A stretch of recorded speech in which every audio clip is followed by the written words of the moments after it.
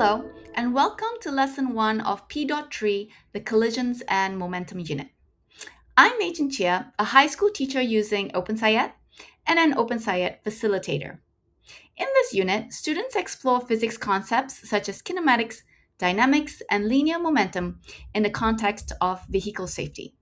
My students were engaged throughout the unit because many of them will be obtaining their driver's permit in the next few months. Let's take a look at Lesson 1 at a high level. As the first lesson of the unit, this lesson goes through the elements of the anchoring phenomena routine over four 45-minute days. You will need about 30 minutes of material preparation. There is an exploratory collision investigation using toy cars, and students will not need to use digital devices in this lesson. There are 3 lesson chunks across 4 days of this lesson. Let's see what's happening in each lesson chunk. In the first lesson chunk, students are introduced to a phenomenon about vehicle fatalities. They share initial ideas about traffic safety and whether that has changed over time. They start looking at a graph of crashes over time to look for patterns and then analyze data sets as a jigsaw learning activity. They figure out that traffic fatalities have decreased over time, but number of crashes and injuries have increased, which is quite puzzling. In the second lesson chunk, students start to think about design solutions and other factors that might affect the outcome of a collision. They explore collisions using toy cars, then attempt to make sense of traffic safety by developing initial models. They figure out that many factors, such as driver behavior, vehicle design, environmental collisions, and policy, could affect the outcome of a collision. In the third lesson chunk, after developing the driving question board, identifying related phenomena, and generating ideas for investigations, students recognize that ideas about matter, energy, and forces can help us explain what happens before and during a collision. So, in summary, in Lesson 1, students identified the trends in traffic safety over the recent decades, such as how traffic fatalities decreased, yet number of collisions and traffic injuries increased. They wonder about the causes for these trends, such as changes in driver behavior, vehicle design, road conditions, and policy. Let's take a look at some of the key moments in Lesson 1. In Part 2 of Lesson 1, students predict whether driving has gotten safer or less safe over time, why and for whom, and then they are provided with a graph of total crashes over time to analyze for patterns. Since analyzing and interpreting data is a focal science practice in P.3, the teacher edition provides guidance for how to model the I-squared strategy.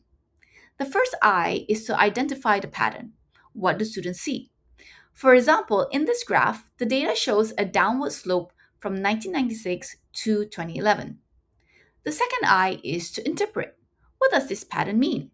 I remind students that when they are interpreting data, they need to refer to the axis of the graph. For example, the downward slope means that the number of crashes was decreasing between year 1996 and year 2011. Though we may start to form a hypothesis of why this is happening, we cannot yet construct an explanation as we need more evidence to link to this data. I encourage my students to use this I-squared strategy when they analyze data sets in jigsaw groups in the next part of Lesson 1.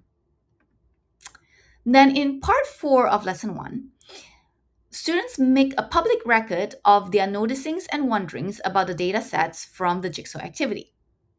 We will explain these puzzling patterns throughout this unit. Since the purpose of this learning activity is to elicit the what, any suggested why from students is recorded with a question mark that we then explore and confirm in future lessons. Throughout this unit, we look at the physics of design solutions and other factors that could affect the outcome of a collision. So in Part 4 of Lesson 1, we brainstorm what these design solutions and other factors may be. When developing the class initial consensus model in Part 11, I asked students to debate their evidence and reasoning, especially using matter, energy, and force ideas. It is more productive at this point to ensure that all the competing ideas that students will resolve in this unit is raised as questions to be figured out. Students' questions are vital to drive their thinking forward. To ensure sufficient stewing time, I have each student generate at least two questions. They use small individual whiteboards instead of sticky notes. To scaffold question generation, students are encouraged to look back at the artifacts from earlier in the lesson, such as the puzzling patterns and initial consensus model. Then, when we build the driving question board, they are required to listen attentively, as they are not allowed to repeat the same question, though they can extend a question that has been shared. They also have to state how their question is related to the questions that came before. These strategies ensure that students go deeper with their questions. In part 15 of lesson 1, students then identify related phenomena so that they realize that the physics behind vehicle collisions can be broadened to other contexts in real life. They also come up with ideas of how to gather data or evidence to answer their questions. For example, students come up with investigations we could do in our classroom or other data they would like to be provided with. While we have many questions about what affects safety in a collision, we are wondering how we could prevent a collision from happening in the first place. So that's where we go next. Okay, let me share a couple of strategies I use in this lesson.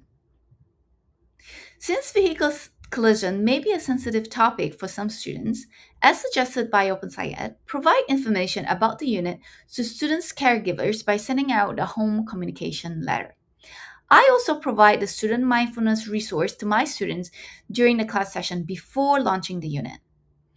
My students were very curious about more recent data from the National Highway Traffic Safety Administration, NHTSA, so I would use the teacher reference data update instructions to update the graphs in the jigsaw learning activity. In part 10 of this lesson, during the second pass gallery walk, students are asked to look out for matter, energy, and force ideas in their initial models.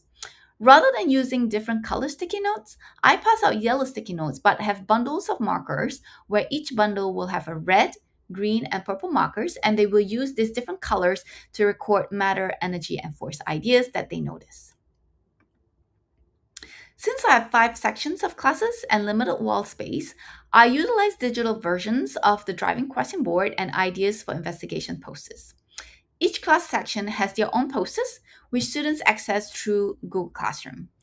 For the ideas for investigation poster, each table group of around 3 to 4 students fills out one digital sticky note. You're welcome to make copies of my digital driving question board and initial ideas for the investigation posters using the posted QR code. Now, there are no new words to add in this lesson in students' personal glossary, but we do reference the matter energy force triangle from P.2, the FR unit, throughout this P.3 unit. Also, all the charts created in lesson 1 and listed here will be referenced in future lessons and should be saved. Well, this is lesson 1 in a nutshell. Students are very vested in figuring out how to prevent a collision and how to stay safe in a collision. I hope you find this helpful and join us again in lesson 2, where students are wondering about the variables that play a role in avoiding a collision. Thank you.